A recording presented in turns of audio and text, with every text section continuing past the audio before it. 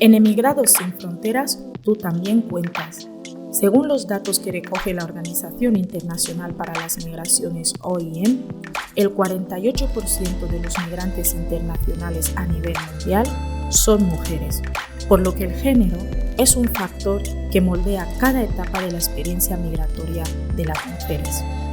Por eso, en nuestro programa televisivo Migración y Género, afirmamos que el género es un factor determinante a la hora de analizar las diferentes violencias que sufren las mujeres migradas, tanto las que motivan la migración como las violencias que sufren durante el traslado y en el territorio de acogida.